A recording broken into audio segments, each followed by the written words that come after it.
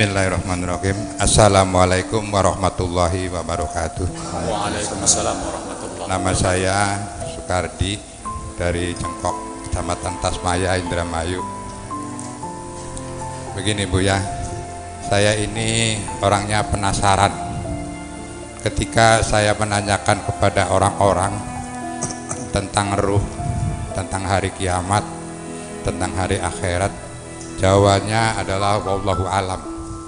Artinya Allah yang maha tahu. Logika saya, apakah Tuhan itu tidak bisa ditemukan dengan logika, atau memang Tuhan itu takut dengan rasional? Ketika saya menanyakan kepada Buya tentang hal-hal, Buya menjawab dengan gamblang, jelas, rasional dan objektif. Nah, seorang orang yang sekuler Bu ya, mereka tidak percaya dengan agama, percaya kepada Tuhan tapi tidak percaya kepada agama. Mengapa? Karena akar suatu persoalan itu adalah agama. Karena mungkin agama dianggapnya selalu menang sendiri, mungkin agama dianggap sesuatu penindasan, sesuatu pemaksaan diri. Itu pemikiran orang-orang sekuler. Nah, orang-orang ateis mungkin tidak percaya kepada Tuhan, bahwa semua alam semesta itu bukan berarti daripada Tuhan. Mereka berargumentasi untuk memukul balik kepada orang-orang yang beragama bahwa mungkinkah, dengan argumennya, mungkinkah Allah yang tidak bermateri ini bisa menciptakan materi, ataukah mungkinkah Allah yang maha besar ini untuk apa membuat alam semesta ini? Ini mohon penjelasan Bu ya. Terima kasih. Wassalamualaikum warahmatullahi wabarakatuh. Waalaikumsalam.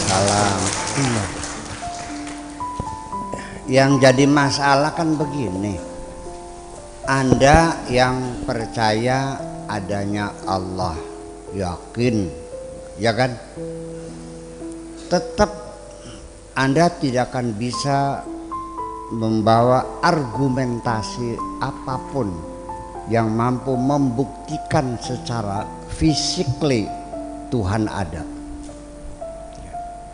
Demikian pula sebaliknya, orang yang tidak percaya adanya Tuhan juga tidak akan bisa membuktikan secara physically bahwa Tuhan tidak ada. 50-50. Tahu 50-50? Sama-sama kembali kepada keyakinan kita masing-masing. Nah, keyakinan itu datang sendiri dari mana? Mungkin dari indoktrinasi, dari pendidikan, dari pengalaman, dari penghayatan. Waktu kita kecil sering didongengin oleh kakak kita yang lebih besar, atau sering ditakut-takuti orang tua, ada gandaruwo, ada kuntilanak, betul nggak? Ya. Ada dedemit. Padahal mah kita ditakuti gandaruwo, dedem itu maksud orang tuh suruh pulang. Ya. Karena sudah maghrib belum pulang-pulang kan. Tetapi begitu kita mendengar ada kuntilanak yang gigi bolong, rambutnya terurai, uncang-uncang ning pule kan gitu, itu masuk dalam pikiranmu dan terekam dan menimbulkan rasa takut, padahal belum pernah melihatnya kan. Yeah. Tapi takut sama kuntilanak kan terus kan, sampai anak itu sudah kelas 6 SD mau kencing minta diantar sama ibunya, menggelepar ketakutan. Padahal dia tidak pernah melihatnya kok. Di sini ada bagian yang perlu kita urai di sini sesungguhnya. Betul enggak? Ya. Jadi cerita tentang sorga, neraka, siksa kubur dan sebagainya itu kan masuk dalam cerita sehari-hari melalui pendidikan keagamaan ini. Kita semua tidak pernah melihat orang disiksa di kubur, karena kita belum pernah masuk kuburan. Sehingga pernah ada, kapan ya pernah cerita tentang siksa kubur tuh. Saya bilang ada orang yang mengatakan ada siksa kubur. Sebagian ulama mengatakan tidak ada, karena yang menceritakan siksa kubur itu hanya hadis-hadis Nabi yang mungkin diragukan kebenarannya.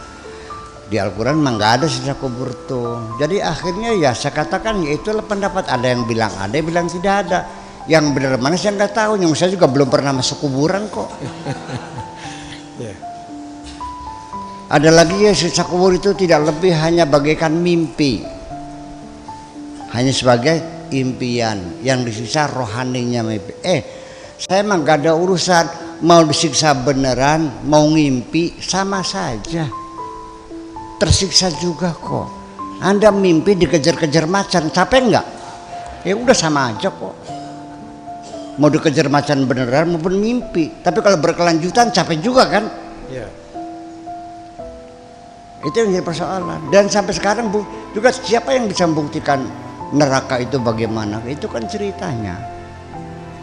Oleh karena yang cerita itu adalah Nabi Muhammad, ya kan begitu, yang mengaku sebagai utusan Tuhan, dan dia juga membuktikan kebenaran pengakuannya dengan kemujizatan. Jadi itu kan keyakinan kita kan bertahap, dan pembuktiannya saya baca Al-Quran memang hebat. Nggak mungkin omongan manusia pada abad segitu seperti ini indahnya.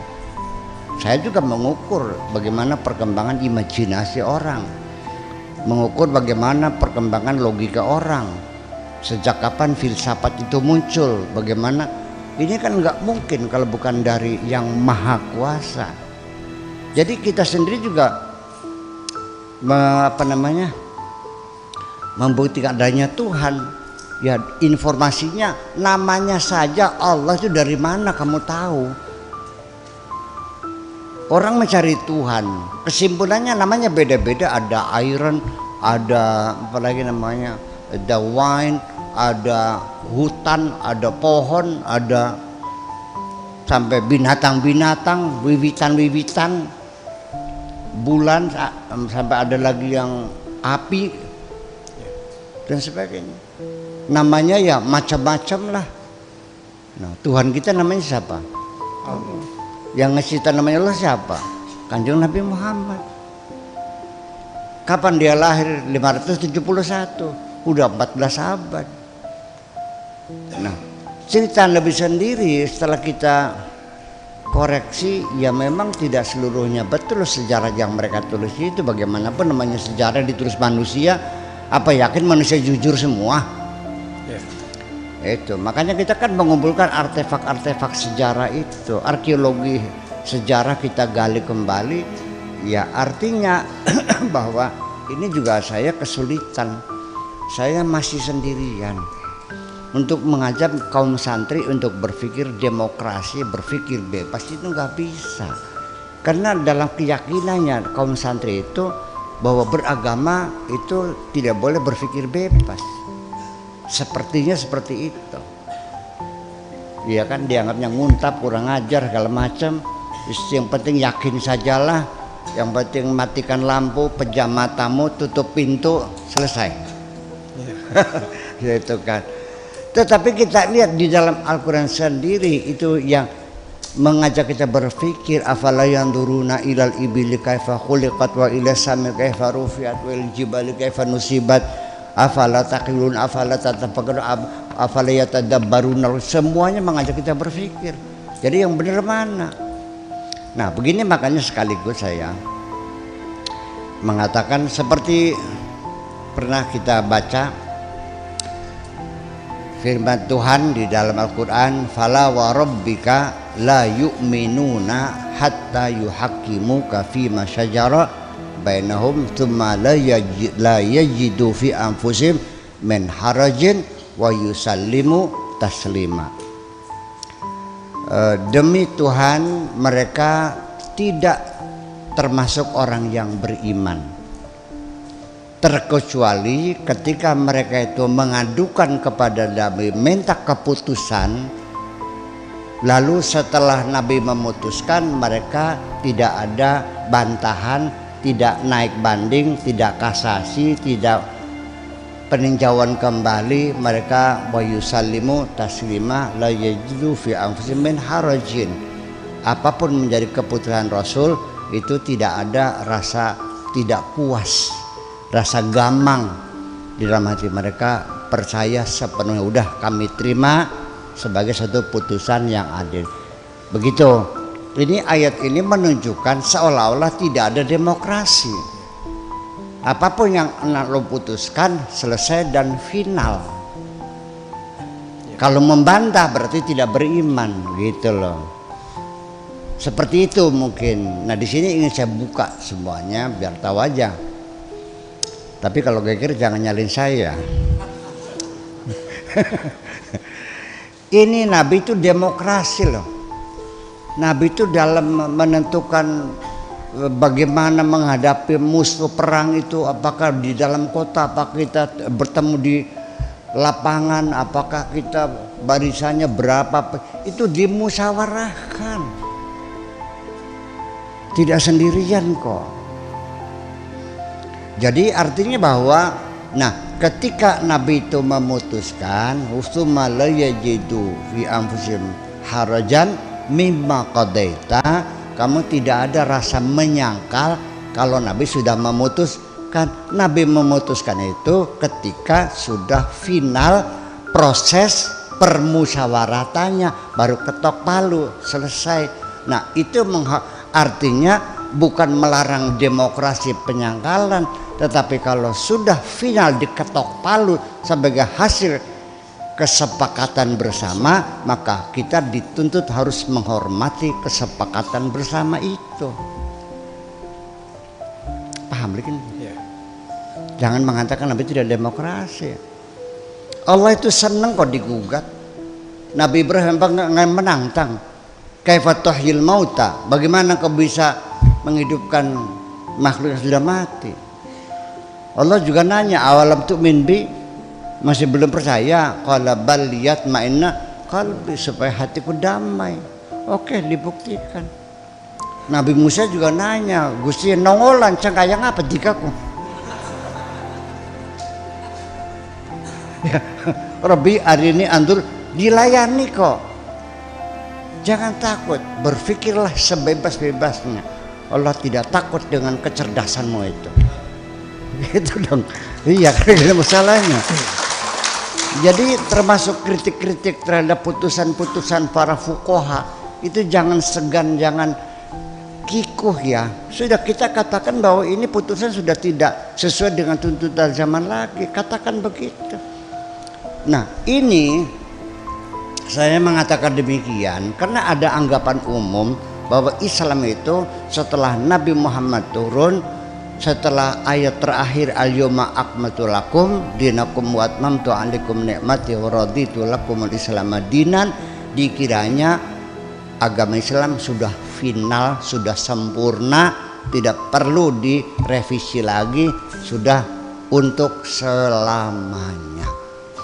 Nah, coba kita berpikir, kalau Islam sudah berhenti sempurna sampai situ dan tidak boleh disempurnakan lagi, tidak perlu diamandemen lagi, tidak direvisi lagi, tetapi realitanya kehidupan kita terus berkembang. Ini yang jadi masalah. Makanya saya berkali-kali ayat itu harus ditafsirkan ulang, bahwa al-yawma akmaltu itu bukan sempurna, tapi tugas Nabi menyampaikan dakwah dianggap sudah cukup. Jadi bukan agama Islam yang sudah sempurna, tapi tugas Nabi yang ditugaskan itu sudah dilaksanakan dengan sempurna. Islam itu kapan sejak sempurna? Perbudakan masih diperbolehkan, betul enggak? Nyerang negara orang tanpa maklumat perang juga dibolehkan, iya kan? Tangan dipotong, orang murtad dibunuh, tidak sholat dibunuh, tidak zakat dibunuh. Masih sesuai dengan kondisi sekarang. Anak perempuan dikawinkan dipaksakan boleh. Negara kita kan udah hebat, berani ngelawan. Undang-undang pernikahan kita itu adalah menjawab bahwa putusan-putusan fikih tidak relevan untuk sekarang ini, makanya ada aturan-aturan. Anak perempuan di bawah umur tidak boleh dikawinkan, sekalipun fikih mengatakan boleh. Betul nggak? Iya. Kawin paksa fikih boleh nggak? Boleh. Kita larang. Negara tidak mengharamkan, negara melarang, dan negara berhak untuk melarang. Mengharamkan nggak boleh, karena haram adalah hak mutlak, hak prerogatif Allah. Tapi kalau melarang boleh. Sih, jangan lalu lam yahkum bima anzalallah faulaika humul kafirun. Ya bukan begitu maksudnya. Nah, sampai sekarang ini oleh karena hasil pemikiran fikih itu bukan hasil institusi, hasil pemikiran orang per orang secara liberal, maka amandemennya bagaimana? Memang ada lembaganya. Itu kan karya pribadi Imam Syafi'i. Sekarang dalam kitab fikih dikatakan bahwa hamil itu paling lambat atau maksimal 4 tahun sampai ada mengatakan 6 tahun. Masuk akal nggak ada orang hamil 4 tahun? Sok tanya sama dokter. Terus masih kita benarkan seperti itu. Nah, ini orang tidak ngerti mana fikih mana agama. Fikih itu hasil pikiran orang. Termasuk juga dialektika tentang teologi antara Mu'tazilah Qadariyah, itu juga sama pemikiran orang. Sumbernya Al-Quran. Apa yang dimaksudkan secara persis dalam Al-Quran, semua juga masih menebak melalui hermeneutika, melalui ilmu tafsir, dan hasilnya berbeda-beda. Jadi ya sudahlah, kan gitu. Yuk kita berpikir lebih berani lagi, supaya tanpa ada keberanian berpikir Anda tidak akan bakal menemukan kebenaran. Terima kasih.